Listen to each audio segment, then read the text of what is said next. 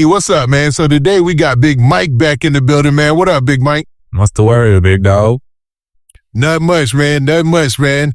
Well, it looks like, man, we getting close to that time. How you been doing, man? How things going for you? And I'm chilling, man. Getting together. You know, I got like 45 days left on parole, you know. Hey, congratulations, man. Congratulations first off, you know what I mean? Hope it is. That's solid, man. Now, what are your plans and your goals for when you do get off parole?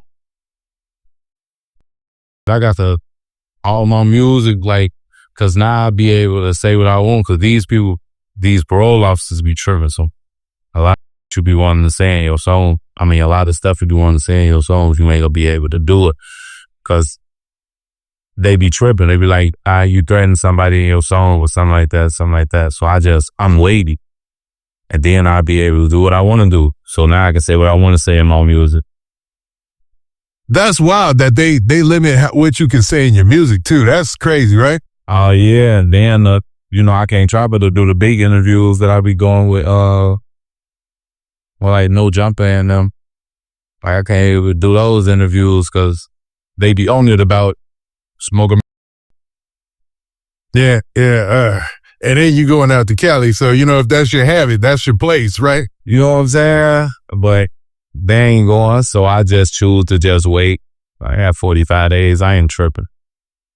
Nice, man. So today, man, I wanted to get in and I wanted to talk to you about a lot of these hot issues that's going on in Chicago's drill rap scene, because there's a lot going on across the spectrum, man. You got things that are connected to Lil Durk, King Von, or whatnot.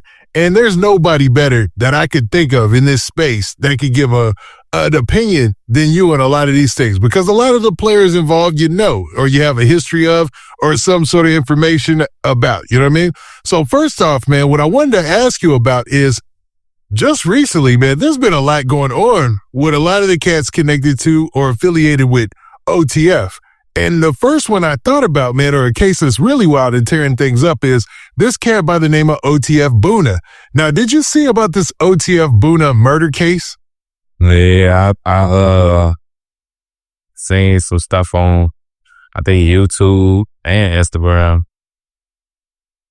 Like, they talking about he's supposed to tie somebody up or something like that. I don't know what they was talking about. It's like so serial killer type stuff. Definitely. So I'll break it down. So OTF Boona, he is being accused of kidnapping a guy, duct taping his hands, and shooting him 17 times, transporting his body to a church, I believe, and then dumping it off at a church in Snellville. Now, OTF Boona, you might remember, he got in trouble. He got arrested back in 2021 for a shooting of 6 people, I believe. Maybe 4 of them were shot, and then 6 people, it was like an attempt against them. But somehow he kind of beat that charge. So he's back on the streets of Atlanta, rolling around Gwinnett County. And this situation happens with a guy by the name of Oscar Cruz. So this guy, Oscar Cruz, and I guess him and OTF Boona, I don't know their relationship or whatever, but whatever it is, they're accusing him of the murder, man. So when you see that and you hear somebody's gotten shot 17 times, hands duct tape, go ahead. I want to hear your opinion on this, Big Mike. They really sound like some serial killer type. Like, I ain't gonna lie, like a serial killer, I don't know. You tie somebody up, then you shoot them 17 times, you know, that's like personal. If that's what he being accused of, that's what they saying he did. But it's like, if you did tie somebody up, then dumped them and shot 17 times, like that was personal. It sounds personal, right? So like you shoot somebody just once in the head, twice in the head, probably just to make sure they dead, I guess. I don't know, but you shoot them twice in the head or whatever, you know they dead. I had it's over with. But you stood over and shot them 17 times. Yeah, you must have worked. Now, this got a lot of the people on social media talking, man.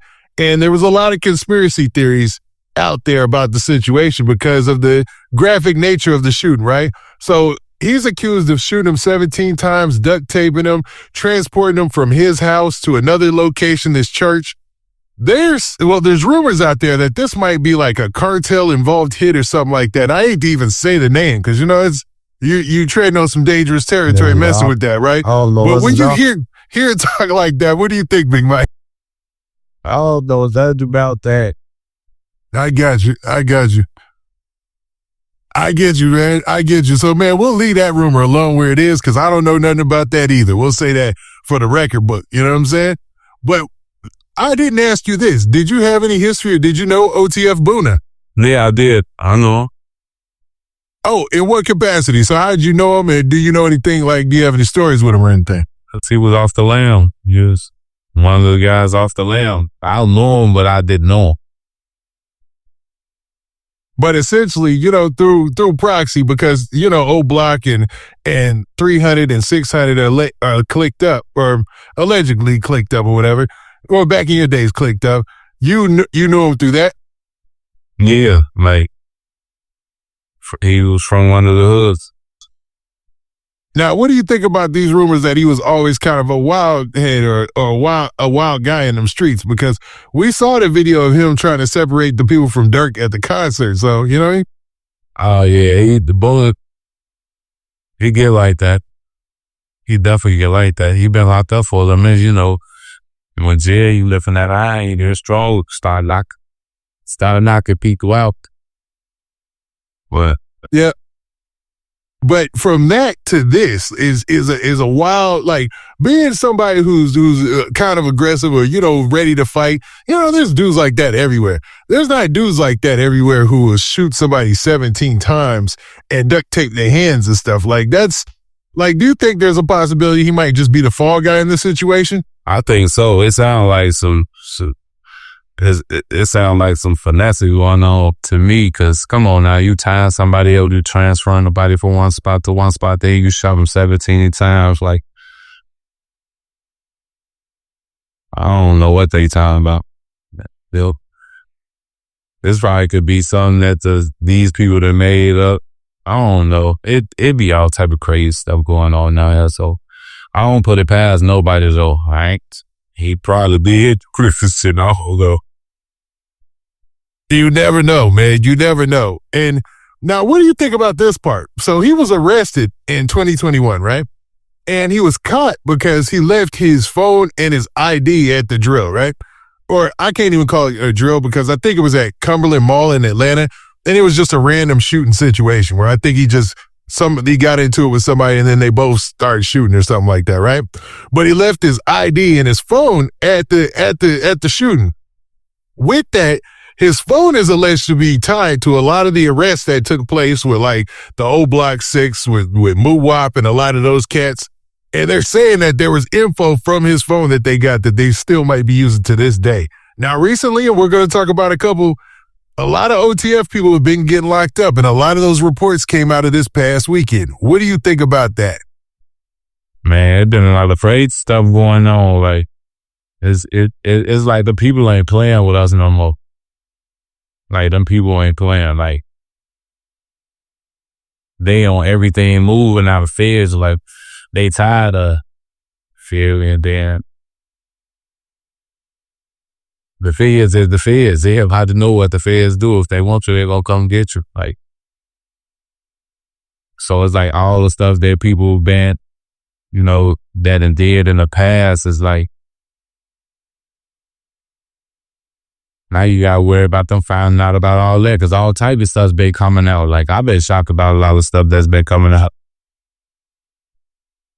Definitely. It's a lot of stuff, man. This is crazy, man. So it makes me wonder, your situation, you in a part of your life where you kind of transitioning to being off papers, being away from all this stuff, man. This craziness, right? I was So how do you go, going forward, what do you think, as far as OTF and their camp? Do you think that they're being watched closely?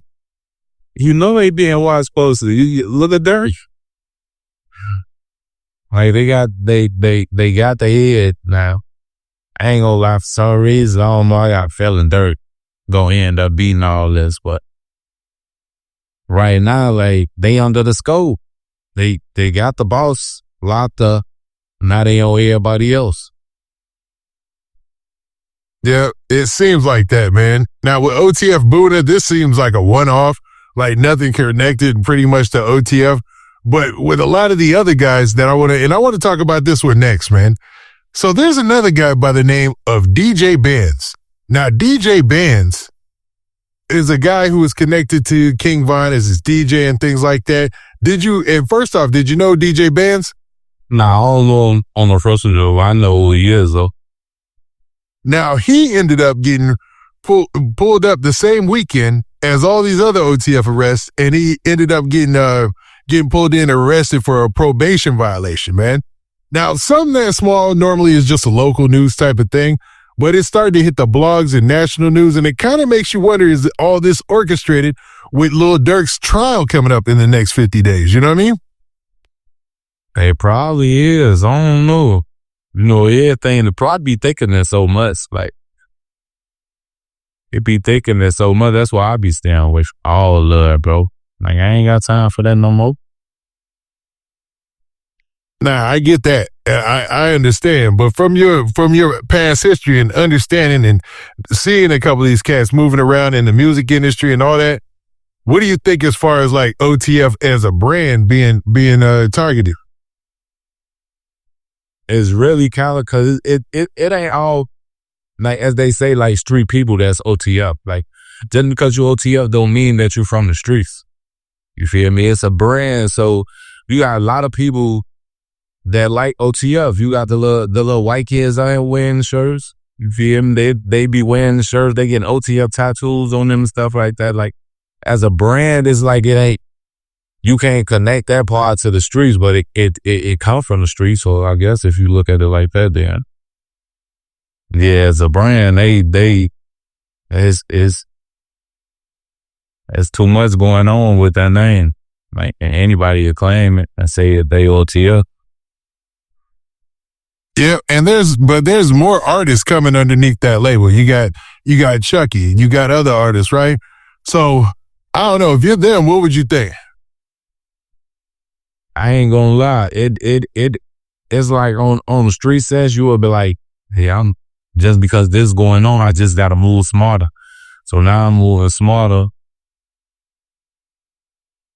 And I'm trying to make sure that I ain't even doing nothing that can incriminate me in no type of way, you know?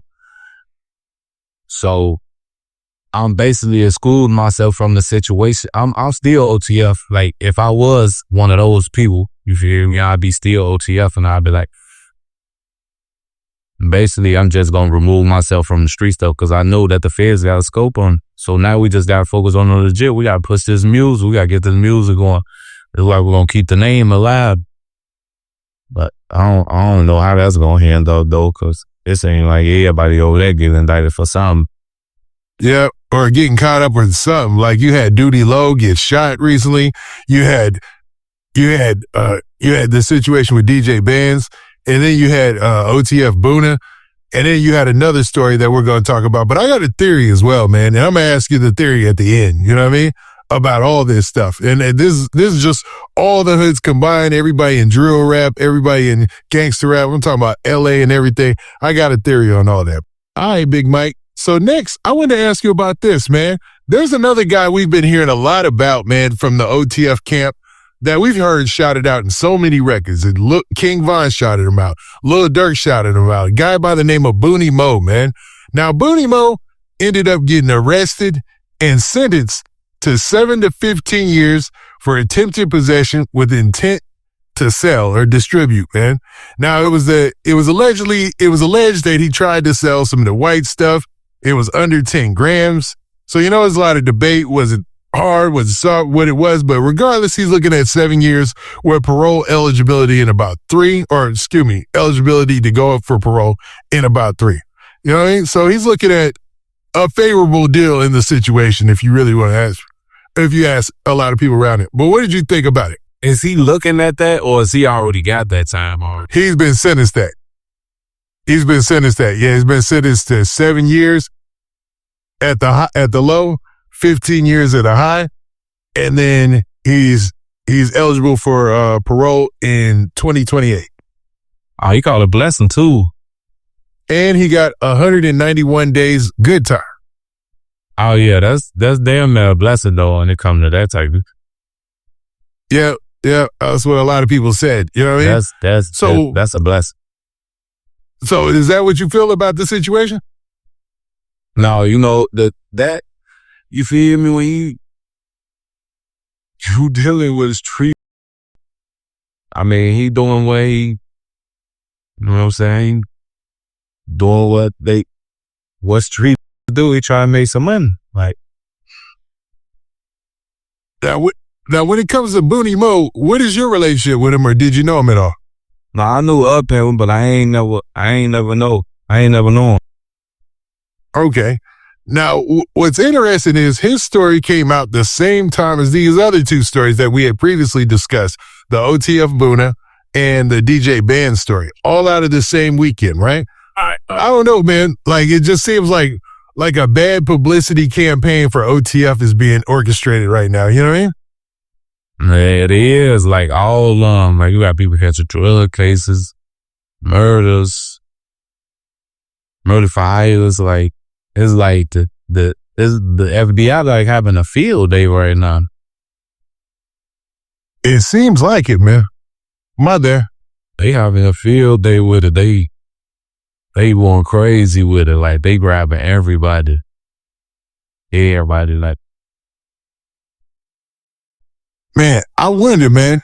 So, I don't know. With it being a federal case, do you think it's a possibility they just already trying to, they can't taint the jury because that's illegal, but is it possible to use the media to have people already looking at OTF in a negative light, being able to draw that separation from it being a record label and to try to make it seem like more of a street organization? Yeah, because that's how they looking at it. It's not it is a record label. It's a real record label, but that ain't how the feds looking at it. They looking at that's an organization, and y'all use the music to try to cover it up. But you got people that's, you know what I'm saying? You would want the feds. You gotta believe the feds. You start playing, you try to make something legit, like, and you still doing like crazy stuff on top of that. Mm-mm. Yeah, they seem to not play, man, and they don't like to give warnings either. You know what I mean? Like, it seems like your sentence, it'll be the craziest sentence in the world your first time according to their sentencing guidelines, but anything after that, it'll be like they're gonna come down with the hammer, no problem.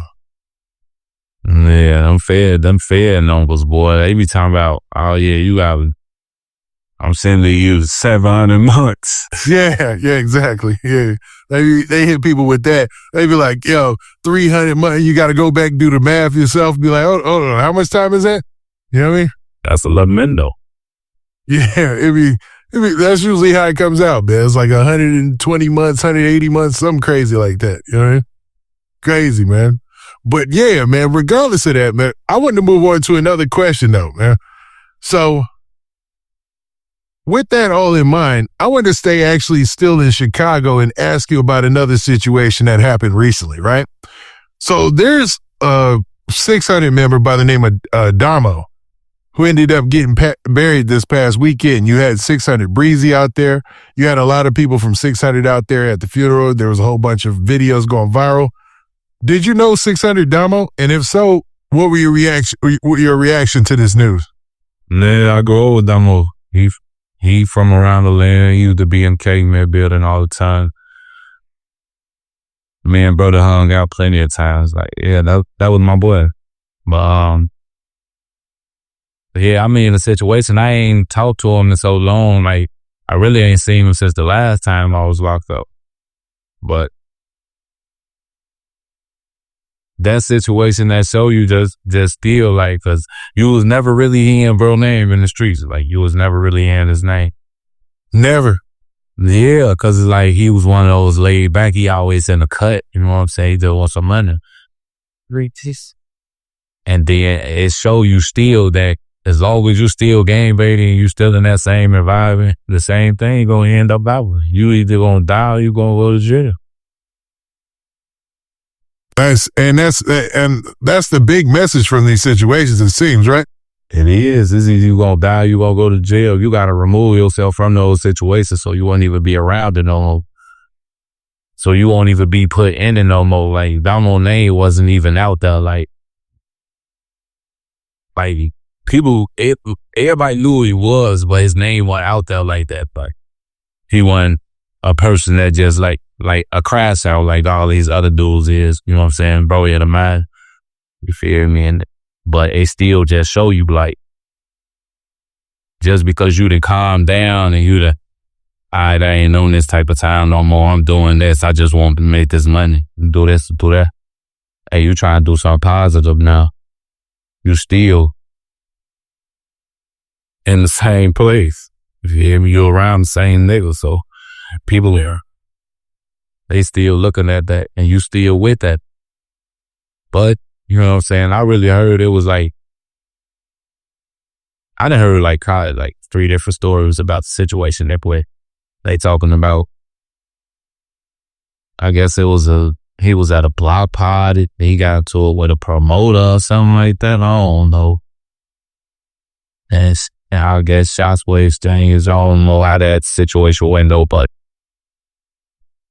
Now, 600 Breezy went online and he was responding to somebody in the comments of the post, the post on the blog about Dammo. And he basically said that Dammo, this is what he said. He said that 600 hadn't taken a loss since 2018 with Waldo, and that they really haven't lost anyone for real like this since 2011 through 2015. Other than that, they've been spanking, stuff in the streets or whatnot, and that Dammo was killed by a BD. You know what I mean? And that Ide was backdoor. So that was basically what he said. That was his response. Like, he's basically, because somebody, I guess, was trying to say that, y'all getting, is looking bad for y'all side out there, and he was just responding to that person.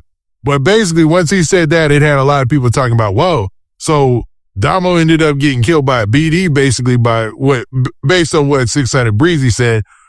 And right now, we're starting to see a lot of that with the whole Bloodhound and them and a whole bunch of different things going on through in Chicago. Now, with you hearing that just now, what did you think? Man, I don't know. He's saying you said this was 600 Breezy said? 600 Breezy said that. Yeah, this was a comment to somebody. It was a response to somebody. You know what I mean?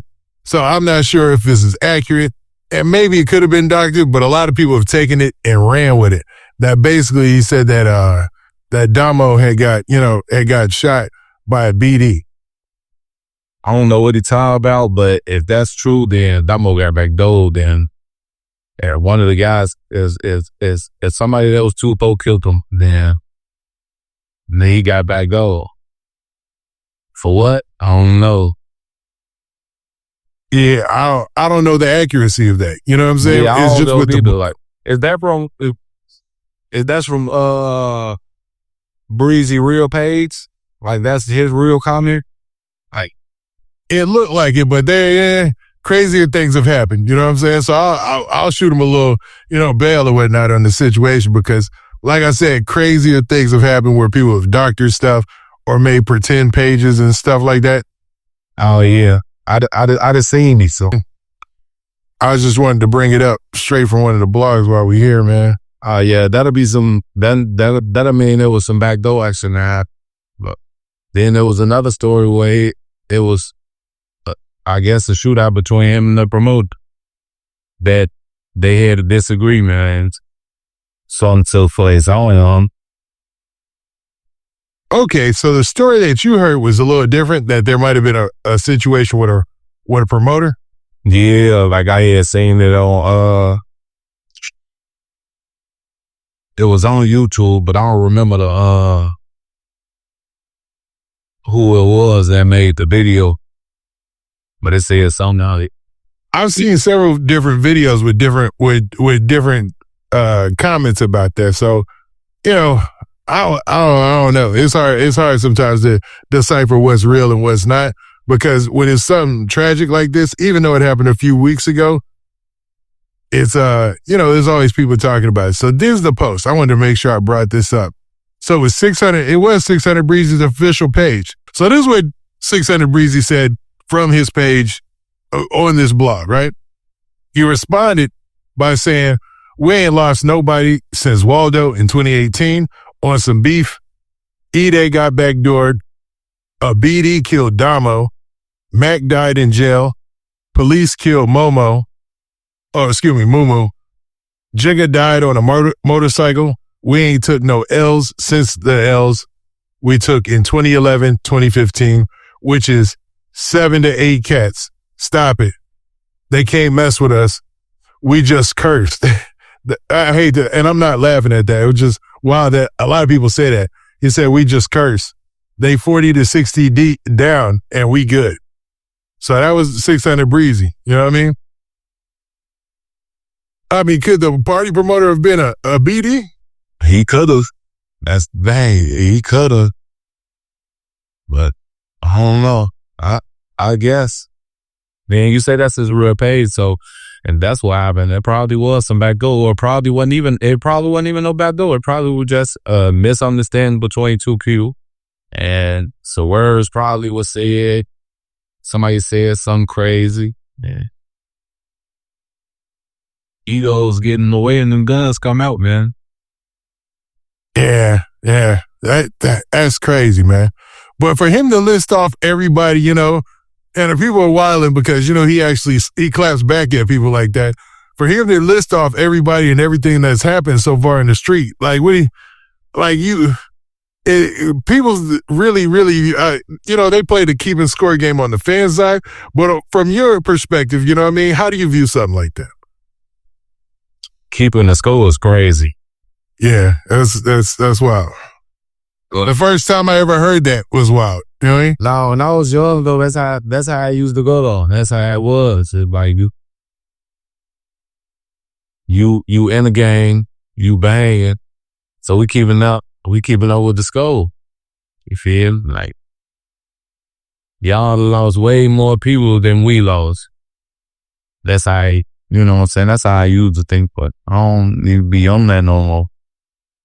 I look at it now like, well, as I'm sitting here and I'm 35 years old. I just turned 35 in August.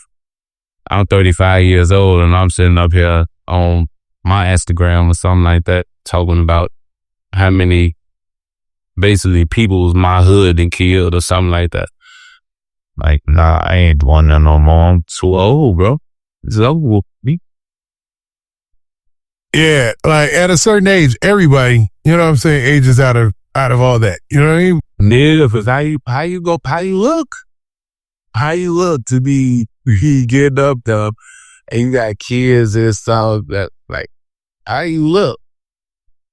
It looked crazy, man. It looked crazy. I don't know how old 600 Breezy is, but he's still an artist. So, when it comes to stuff like that, I think, man, part of it ain't promotion, but it's still putting your name in that algorithm. You know what I mean? I think Breezy's still young. I don't know. I think so too. Yeah. I think he's still in this. I think so too.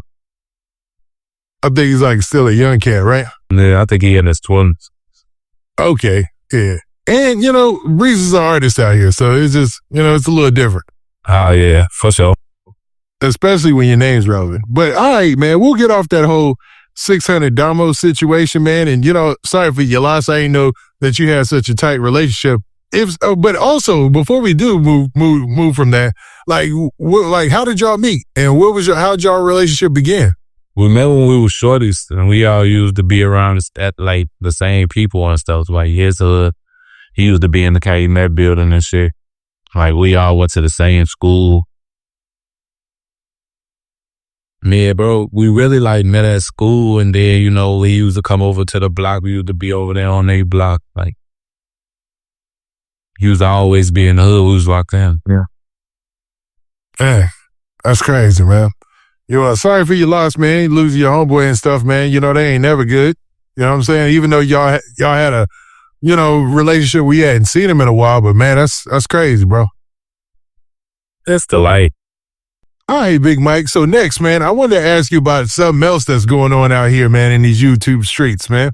And it's starting to take on a life of its own. So we're talking about this Lil Zay Osama situation. So in the past, Lil Zay Osama, I guess he had a back and forth situation that went on between him and King Von in the past that's come to light because of an interview that he recently had, man. So have you seen any of this situation with Lil Zay Osama? And go ahead and speak on what you know. They made that situation was that it wasn't even that serious though. Like it was just a situation involved with some stuff. You know what I'm saying? Everybody know Von got love for Bitedown, so he wasn't gonna never leave Bitedown side just because of what Lil Zay was on. It was just, you know what I'm saying? Them it's men. You know what I'm saying? Everybody got their sides. Yeah, it seemed like they was just bumping heads or whatever in the DMs. That's all it was. Go ahead, because it seemed like Lil Zay Osama, but he seemed real quick to put the DMs out there, man, which had a lot of people thinking about it. Like, was this for publicity or what? But you know, in the story that he told, he has an issue with 600 Bitedown, right? A 600 member Bitedown, and then Bitedown and King Von are associates or friends, right? But what is the relationship between King Von and Bitedown that you know? They was homies. They Bitedown. Von love Bitedown. Okay, so this wasn't just like an acquaintance. This is one of his like everyday homies you talking about, That right? was one of his people. That's one of his homies. He loved Bitedown on bro. Okay, so obviously, you know, Bitedown, he went down for his case or whatever. And, you know, and Lil Zay Osama is obviously mad about that situation.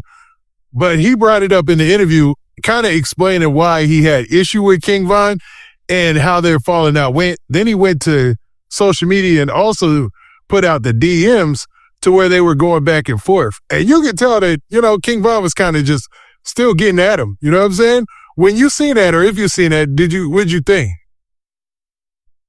I mean, there was when I read just like everybody who read it. Everybody loved everybody saying it. So, I mean, when I was reading what was going back and forth, I did question like the motives behind like the whole situation. Like, what was the point of bringing this up? If there was something between you and bro. But how I look at it is he probably was addressing something that he felt like it was necessary for him to address. I read the DMs. I read the text messages between whatever that was. I mean, Zay said what he said, Von said what he said. Now, do you feel like either of them took a L in that situation? It really wasn't nothing to have to take an L about. That's the whole thing. That's just a conversation. Like, I'm letting you know what's going on, and on this side, I'm letting you know what's going on. So both of them let each other know where it was at, and they left it alone. Ain't no winning, ain't losing in that. That ain't nothing but a conversation. Yeah, it didn't get to anything crazy, man. But, you know, what is your knowledge of Bitedown? Like, had you ever been around him? Yeah, Bitedown. Now, what was your relationship with him? Was it just from being around the way, or because he was King Von's homie? How'd you know? He was somebody that Von was bringing him around. That was Von people. You know what I'm saying? Bitedown used to always be around. Well, Von bringing him around Bitedown, yes, you used to come over there. But that was one of his people that he used to be kicking it with. Yeah. I know his kids probably, you know what I'm saying, upset a lot of people. Like, I mean, I don't condone nothing like that neither, but at the same time, if somebody got love and they hard for somebody, how you going to expect them to get them up because of a mistake they made? You know what I'm saying? Like, what he did, like, ain't right at all. Like, if he did what they saying he did, like, I don't know if he did this. I mean, yeah, because he hasn't been sentenced yet. He's still waiting sentencing. He's been in jail for like what, 10 years or something, like 7 years now. It's been a little minute, but I don't know if he did it. So I'm not about to even hide that type of, you know what I'm saying, hide them type of thoughts. it's just gonna be, the case is it's a messed up case. It's bogus. It's like something that you ain't never supposed to do. And that's, you know what I'm saying? You got to think about somebody mental too. At the same time, you got to try to dig into it. Like, what would make somebody even do something like that? Like, I know some people just crazy, but a lot of people that be having, like, they be battling, you know what I'm saying, with theyself. And people don't be understanding that everybody just quit to just judge. But at the same time, though, like, I understand where they coming from, though, like. Yeah, because those his people, and then, Bitedown is y'all people, man. It just, is it that simple? I'll be feeling the same way, though. If I was there, I'd be feeling the same way, though. You know what I'm saying? But it's like with Von, though, like, how can you tell me, like, if I mess with bro, then it's like, like, you know what I'm saying? You got a problem with anybody that's screaming free Bitedown. You know what I'm saying? Like, how can you just expect Von to just give up on his homie, though, for a mistake that he made? Like, you got to think about it, that was his home. Like, even though what he did was bogus, that was bogus. If he did that, that's bogus. Like, I ain't even gonna lie to you. At the same time, like, how can you expect Von to just give up on his homie, though? Somebody that he had love in his heart for. He wasn't gonna do it. So that's why him and Zay was bumping eggs. Yeah, that seems like the big takeaway in this situation, man. Now, what do you think about people being mad at Lil Zay Osama for allegedly using this situation for promotion? I mean, there's a promotion, though. Because, you know, to be honest, releasing the DMs of somebody who's deceased was the part that people had an issue with. It is suspect, though.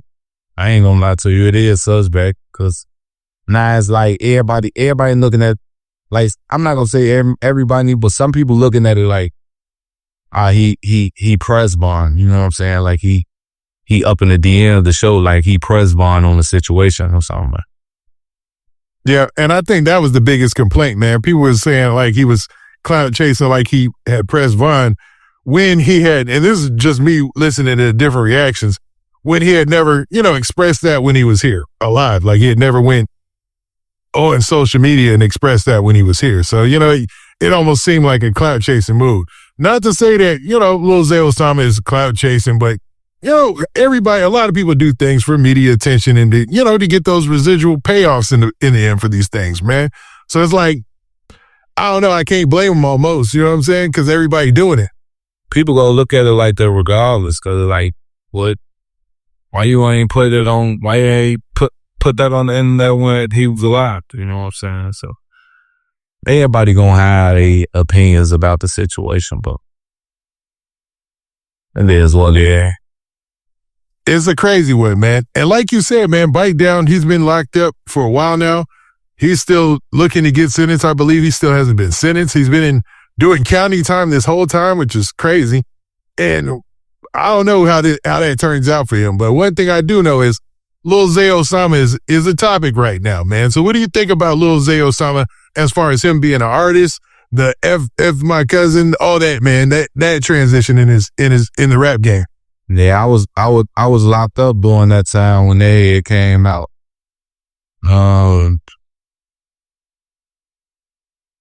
I listened to probably about like 4 of his songs that I like that he went crazy on. So like that F My Cousin, that's one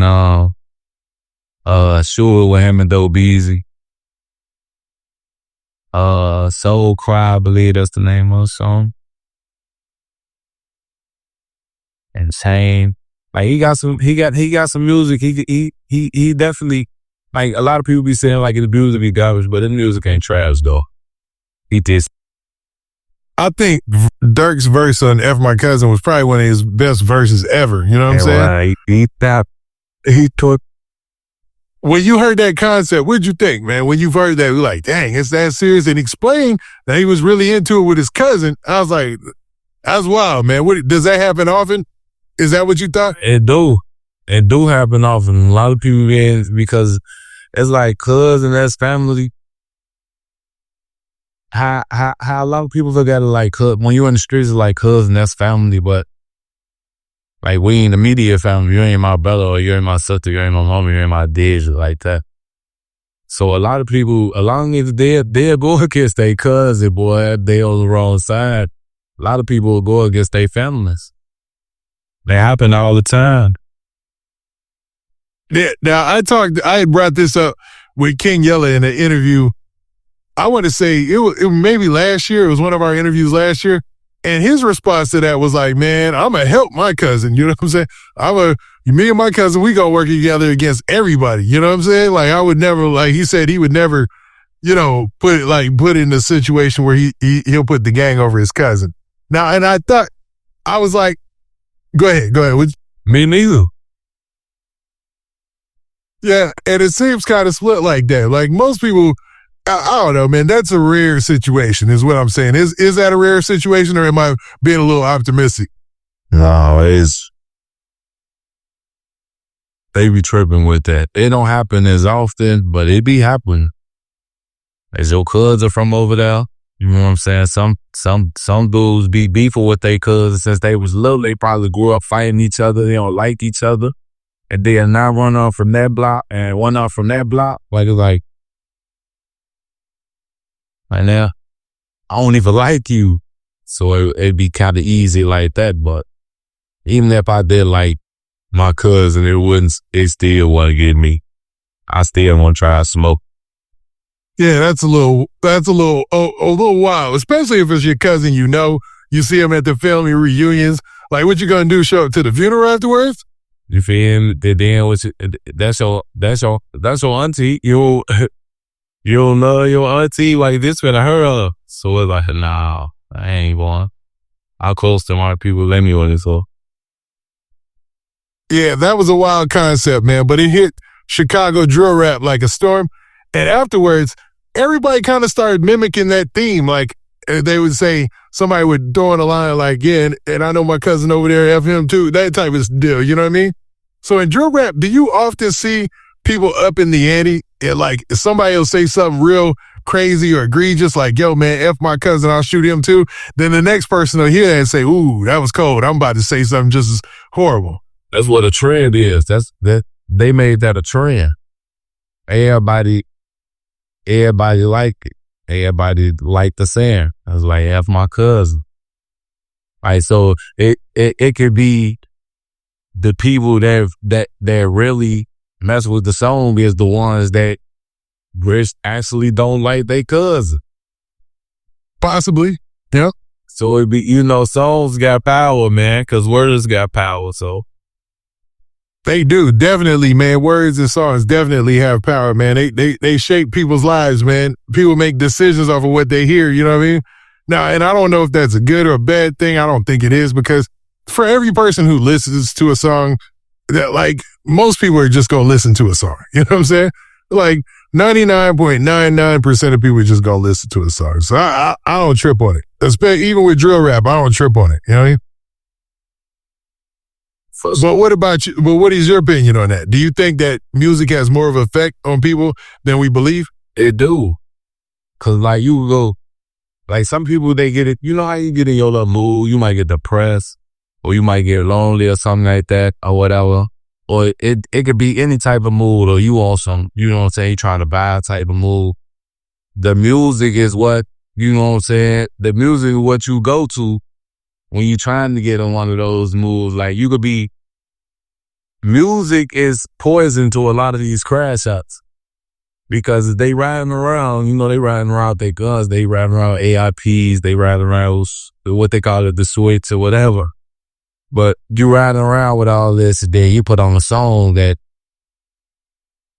song gonna start stimulating your mind, because it's gonna start get to you. Now you was already on that, but now you really finna be on that, because now like that song is getting to you, like you listening to it, you vibing, you rocking, you probably off the weed or something. And that song gets hyping you up because them words get to you. So music, it definitely got power over people. Somebody go listen to a song and then think they 50 Cent. You know what I'm saying? Facts. Yeah. They have his own. You know what I'm saying? Go try to rob everybody because he listened to a song and he think he tough. And it works in the other way. You can listen to some Jay-Z, you can listen to the clips, and you just think you the biggest, boss dealer in the world, Because I ain't gonna lie, I listened to that latest Clips album that came out, and I was like, man, I ain't heard Clips in forever, or Pusha T in them. And I was feeling like that riding around in my car, like, man, I feel like I'm about to, I'm really in a Miami Vice movie scene in this joint. Yeah. That was just jokes anyway, but no, I get what you're saying. I get what you're saying. All right, Big Mike, man, I got to ask you about this big news story because there's a certain thing that's going on in the country. Now, this is way out of left field, man. Not our usual material, but the president actually had the National Guard deployed to D.C., man. They've been combing the streets of D.C. along with the police. There hasn't been a murder in 10 days, you know what I'm saying? And now it's looking like they're going to be actually sending the National Guard to Chicago and several other big cities like St. Louis, Detroit, L.A., to try to cut down on the crime. What do you think about this situation? I mean, if they going to send them there and keep them now? And you can make some peace for 10 days. But then when you pull them soldiers back up out of that, guess what everybody going to do? What they was doing before you came. What, you gonna stay on the streets the whole time? You gonna have a National Guard walk in the streets every day, all day? That's the only way you gonna be able to keep it down. Cause soon as them soldiers, them National Guards go to sleep or y'all feel like y'all done, people gonna pop right back out and them bodies gonna start right back dropping, my boy. That's a good point. So you think this is only a strategy this is a short-term fix, right?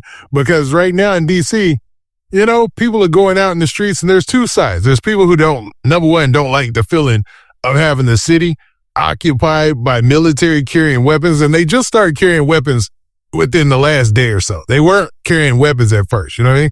Now they're actually armed to the T, you know what I'm saying? Walking around the city of D.C., but, then you have the other side, the D.C. residents, the people who've been there since the 80s. And they there's a lot of people who like it. The fact that it's actually walkable cities like in their neighborhood, their part of D.C. where, the crime was extremely high. So it's like you got those two sides of it. There's people who hate it. There's people who love it. What do you think this would do to a city like Chicago? I mean, you can't be everywhere, so. But it will kind of have an effect because people will be like, nah, but them National Guards, they know you deploying them with no gun. You will have to, the first day they touched the rack, they gonna have to have them pipes. Yeah, they had them on hand in D.C., but it wasn't like they were walking around with sidearms or anything. You know what I'm saying? Like they weren't walking. They got to walk around with guns and style. So you're saying if they go to Chicago, they better have the weapons out day one. Smoking police in Chicago. You think they ain't gonna shoot one of them? And you ain't got no gun? That would be a big somebody get arrested for. Well, I guess they might not care. Go ahead. What do you think? Man, they ain't got no gun. Ain't nobody worried about that. People that dudes be crashing out of killing police in Chicago. You think they worried about killing the National Guard that ain't got no gun? Yeah, good point. That's a good point. So I'm guessing when they show up to Chicago, they probably will be armed from day one, like having weapons on them, you know what I mean?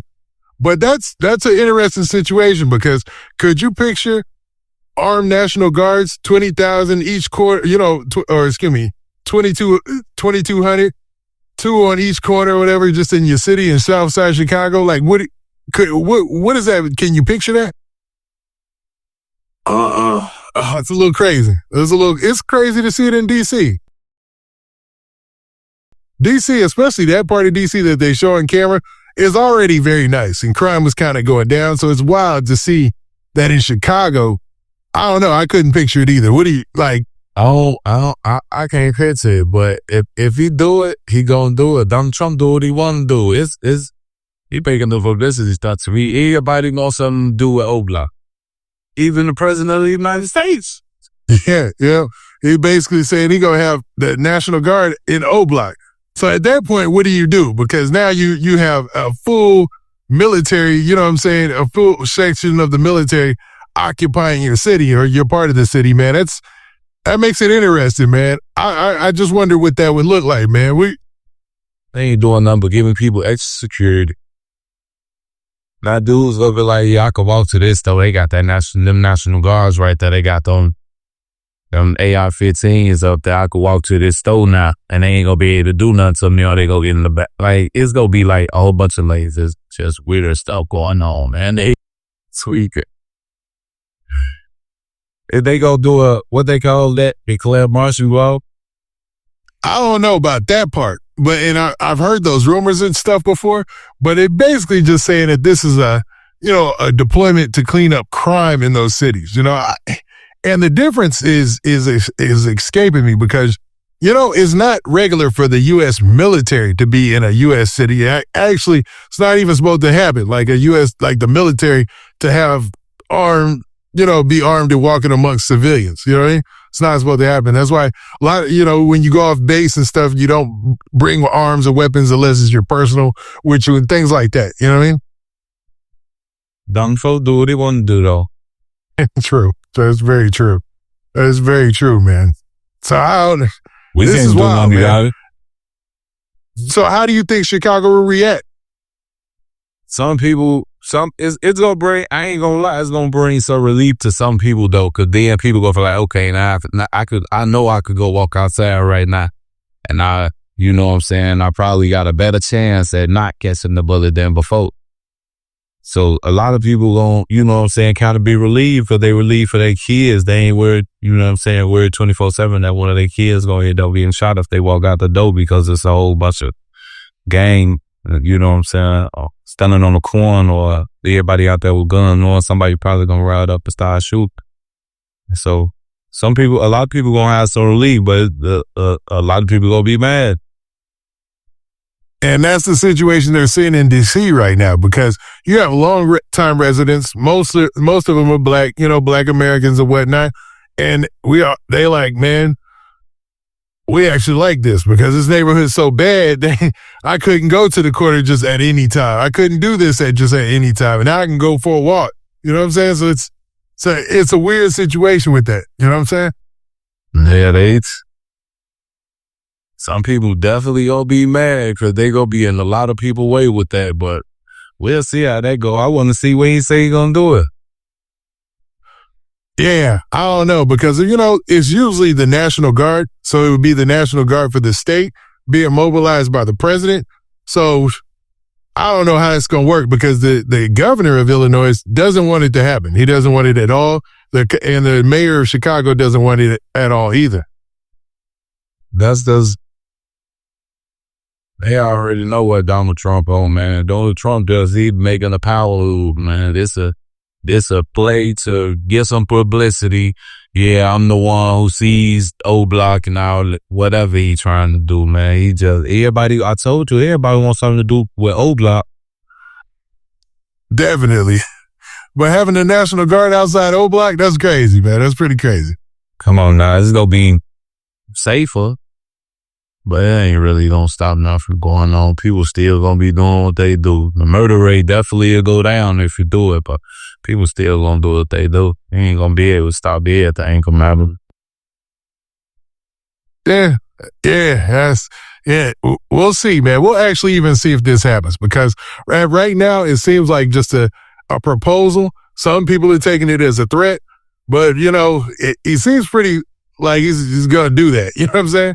And usually when he says he's going to do something, he does it. Well, we'll see. We'll see what the big bad will do next. Funny. All right, man. So let's move off of that. And let's talk about this whole situation that's going down in Memphis. So in Memphis, you had the pretty much the grand finale of the Young Dolph murder case, right? There's a guy who has been named as the mastermind in the Young Dolph murder plot.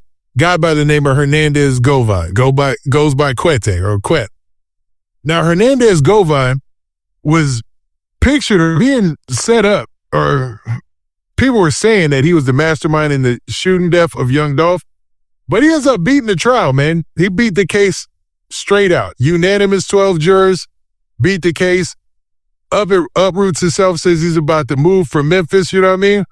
But, you know, at the same time, a lot of people were conflicted. When you saw this situation play out, what did you think?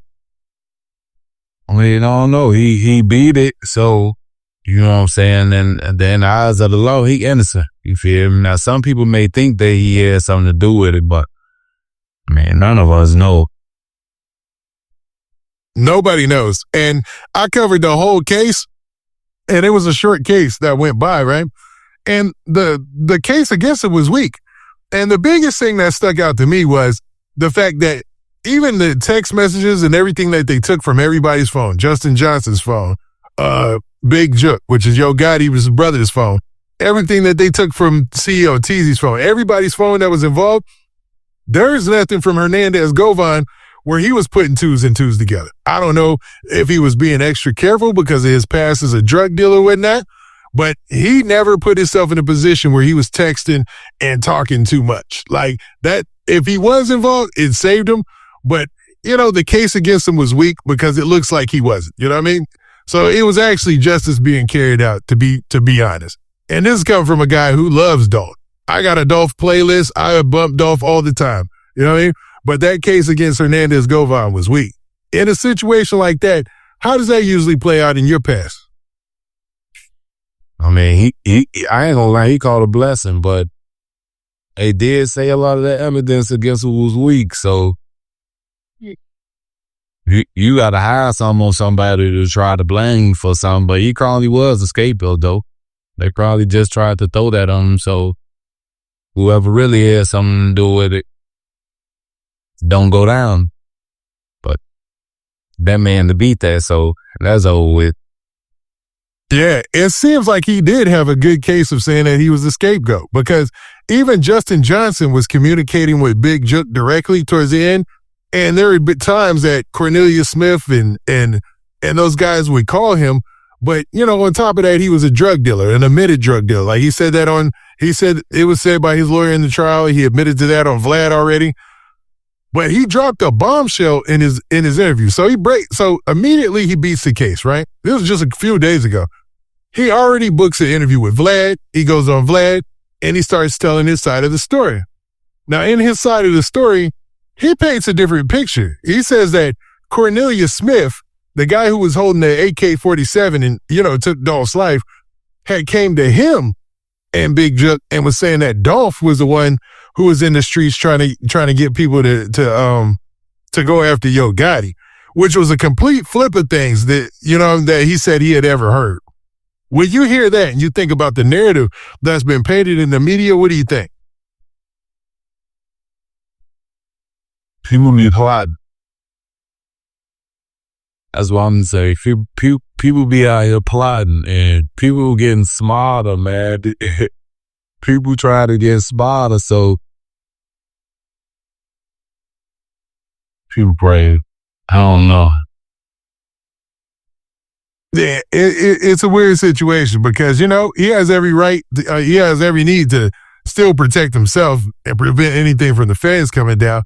But then, you know, he might be wanting to protect other people and stuff like that. So it's a weird situation with him because, you know, he's beat the case, but it's like half of the population still thinks that he's guilty. I mean, that doesn't matter because he's a free man, but, you know, it's a weird predicament.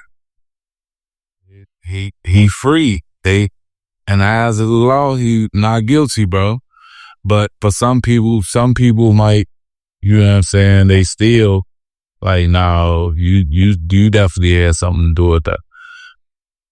But that's a free man. They can't do nothing to that man. Nah. Also stream? I don't know. Because Dolph, he was a well-respected man, so he definitely was a well-respected man. I don't know. We'll see how that play out. Yeah, that's a tough one, man. And hopefully, man, he's smart enough to move somewhere far away from Memphis, no crazy cities, and he'll be all right. But that gets to my next point. So the next day, or I should say 2 days after he's been already found not guilty in his case, he jumps on the live with a blogger by the name of Ceddy Nash. Now, him and Ceddy Nash are going back and forth, and he's on that with Ceddy Nash. He's like, I'm gonna be out in LA. I'll tell you when I'm gonna be there and everything. Come to find out, he did show up to LA, man. And Ceddy Nash, is self-proclaimed gangbanger, all that, right? But he's a blogger as well. So what do you think with this situation that he's got himself in, or Hernandez Govan, where he's still wolfing on people or, barking at people, but you still got this heavy case that you beat? It seems like a delicate situation, man. I don't know what they got going on. I had watched a little bit of it. I couldn't even sit there and watch the whole thing, but I watched a little bit of their little situation play out over there, and that stuff that Ceddy Nash would tell her he slap people like him and stuff like that. I don't know. Yep, facts. Yep. Yeah, they went there, you know what I mean? I don't know what they got going on. They just beefing. I don't know if it's for some publicity. I don't know if it's real or what's going on, but that crossed my mind too. I was like, maybe this is promotion, because, it happened on like a Friday night or whatever. So it's like, it's wild, man. And it just was so random, that these two worlds meet. Because rarely do you have the blog world, the YouTuber world actually meet with the streets. You know what I'm saying? It only happens on rare occasions usually, man. And for somebody who was just in with a national trial, like a trial people watching all over the country, and now he's on your live and y'all going back and forth, I even had my reservations. Like, is this staged or whatnot? Yeah, like, I don't know. It could be staged, but you try to build his shit up, he can get some money, because now, people want to talk to him now. After he done beat that. Shit, and a lot of people gonna want to talk to him, so it's gonna be money. So if he could promote some more stuff, he can make some money off this clip. But if it's real, them two funny dudes. I watched a little clip of they was jerking with each other, man. I don't know what they was on. That was funny. I ain't gonna lie. That was funny in the mud. I was like, this is wild. You know what I'm saying? Nobody expected those two worlds to collide, especially like that. And dude seemed like he was upset the whole time. You know what I'm saying? He seems like he's still upset now. You know what I mean? But that's his kind of energy, So I don't know, man. Regardless of all that, man, what do you think? How does this end for Hernandez Govan going forward, you think? I don't know. Like, you know what I'm saying? You never know. Dude probably was the mastermind behind all this, but I don't know how him and that Ceddy Nash situation going to happen, because y'all said you said he went to LA, he pulled up at LA, ain't nobody do nothing to him, so it's LA. He also guys.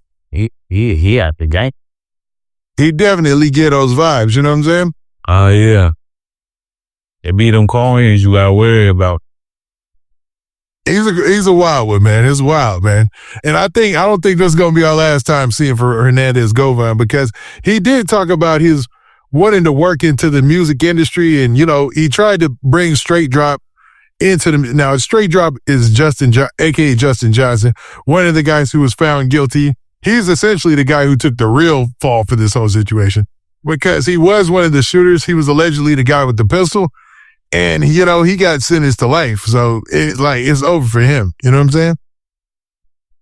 Well, we got to start thinking about it, though. Like, everybody getting caught for these crimes. So everybody going to trial for these crimes on these big celebrities. You got Duck, Dolph, Mo3. You know what I'm saying? Everybody... Everything's starting to come out. Yep. Better slow down, boy. Mm-hmm. Now, I'm glad we got through all that. So I'm gonna bring out my conspiracy theory on you. And you now, like I said I would at the end. And I want to hear what your take is on this, Big Mike. Now, I think that with the Olympics coming here in the next 3 years now, I think 2028, then we've got the World Cup, which is going to be hosted all over the country, that there is a considerate effort on cracking down on crime in all major cities now. They're going to be coming full steam, just like they did with the Olympics in Atlanta. In, I think, 96 or something it was. If you look into that, they had this Red Dog Police Department that's now defunct, I believe. Like, they don't have the Red Dogs anymore. Too many lawsuits or something like that, right? But basically, the Red Dogs would go in and basically just, disrupt any crime by any means necessary. Like they was kicking in doors. They was going crazy on the city of Atlanta. All this was in preparation for the Olympics. You know what I mean? And be no people. Yeah, they was beat up, all that. And, Outkast talked about it on their albums. Goody Mob talked about it on their albums at the time. The Red Dog Police was no joke. It seems like something similar is happening all over the country. And it got me to thinking with all these crackdowns of crime in L.A., it seems like, man, there might be a considerate effort of all this, man. What do you think? What do you think about my theory? I don't know. It makes sense. I get that it do make sense, though. Because they gonna move it like the Olympics coming. Yeah. They trying to crack down no crowd so people can want to come. Yeah, because the people who come to the Olympics are the international people, like everybody from every country, people with money. So you think people from middle class and up from every country goes to that country that's hosting the Olympics, and the crime has to be cleared out, the streets have to be cleared out, everything has to be cleared out. And I think they just getting a jump start on it, man. That's my theory. That'd be about money too, man. They know they can make a lot of money if the crowd down and people willing to come. Everybody come on now. The Olympics got billions of fans. Yeah. They make a lot of money, so. It do make sense. Okay. Give him a credit, dog. Give him a credit. You know what I'm saying? I know it's a little out there, and we cover years out, but I feel it because I seen what happened with Atlanta. You know what I'm saying? Now, with all that being said, and with everything that we've talked about today, Big Mike, it wouldn't be right unless I gave you the floor to shout out everything that you got coming. I know that you almost off papers, man, so you got a lot of things that you got coming and that you're working on. And with that, the floor is yours, Big Mike. Go ahead. Man, I'm about to get off parole. It's going now. I got all the music. I got the music, like. I just can't. I can't do no release, and they ain't looking for anything to try to get anything. So I'm just gonna wait. I get off parole. Less than 2 months. I got that going on. Still gonna be working on my little YouTube stuff, doing little interviews and stuff like that. But my what I'm really doing is that music. I'm banging that music down. Like, it's happening though. I'm banging that music down. Nice. Well, with that, Big Mike, man, I appreciate you once again coming out, man, having this chat with us, and we out this thing. Baby. You know that.